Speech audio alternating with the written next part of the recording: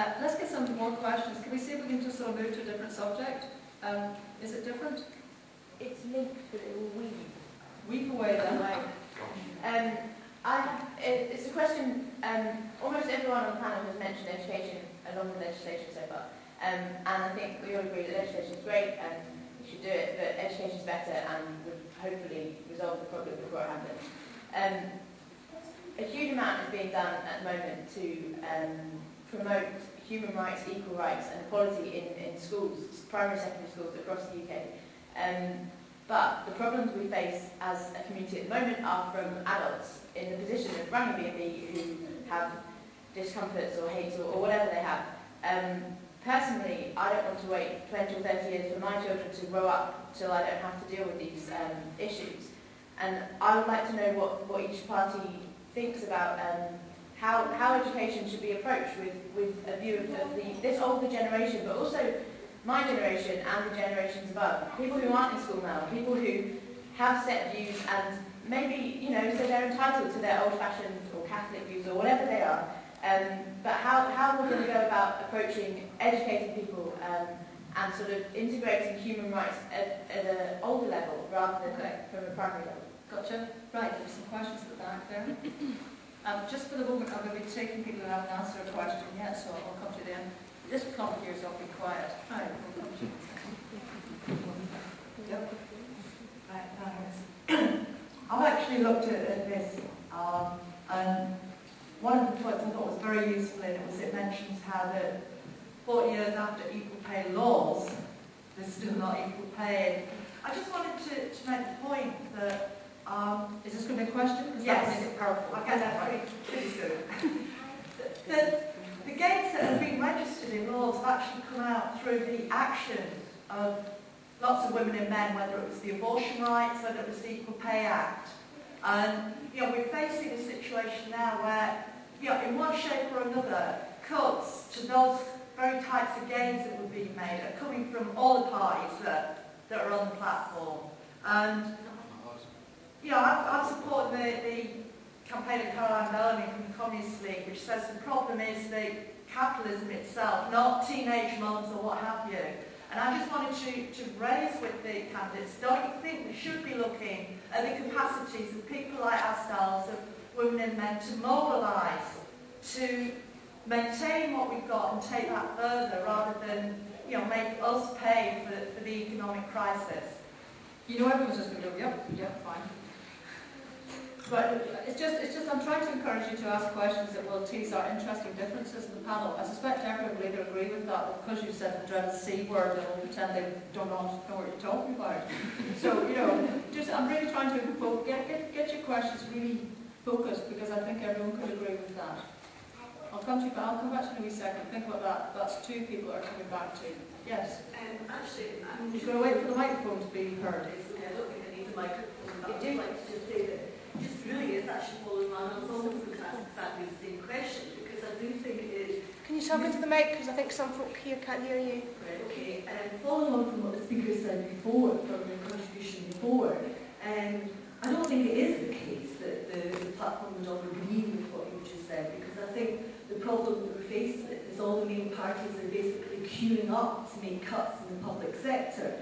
And I quote from a publication from Strathclyde University, which actually says that 2/3 of the workforce in local government, well, in the public sector in Scotland, is women. And I want to know that if, you know, 2/3 of the workforce are going to be affected by these cuts in the public sector, how does it then sit with support for feminism?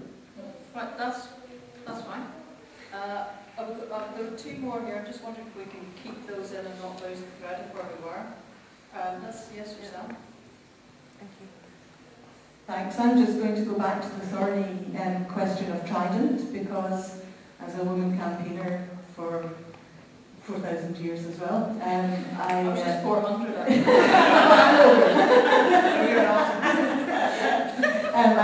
I know it will be something that will produce a little bit of debate amongst the candidates, because we're...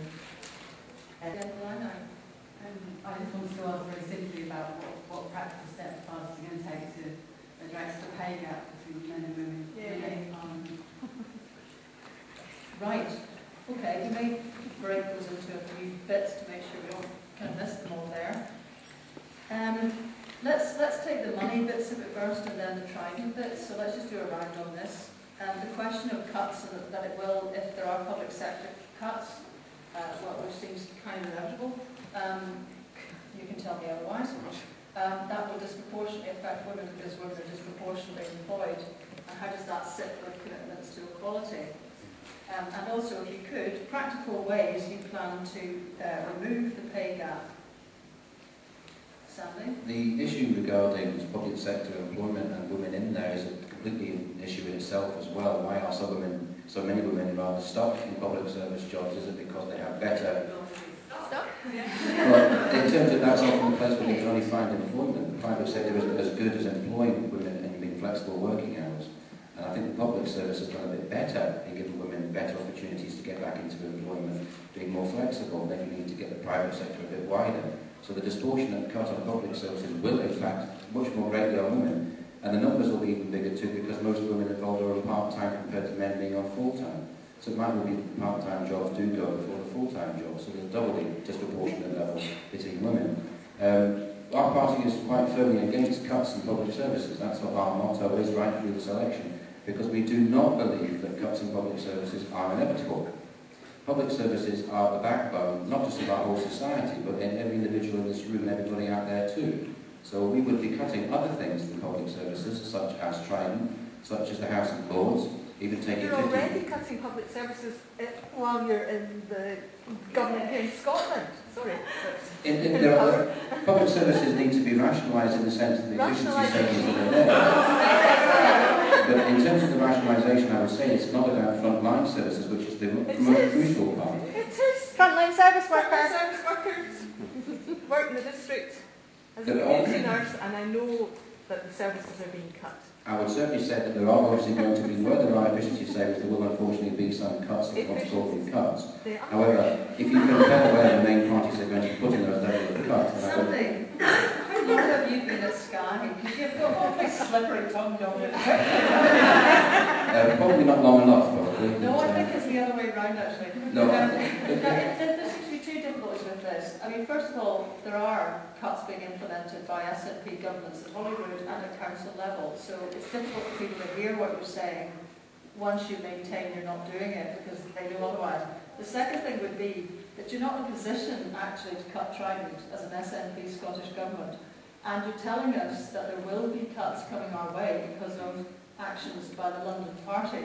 So can we just kind of have a bit of a reality check here? What are you planning to do, given the size of the recession that we're in? The cuts that are coming to the Scottish councils and the Scottish Parliament are effectively cuts coming from Westminster, so they are the same thing, unfortunately, filtering down. You're quite right, the Scottish National Party on its own can't get rid of Trident, but the important thing is you have somebody that continues to fight to get rid of Trident.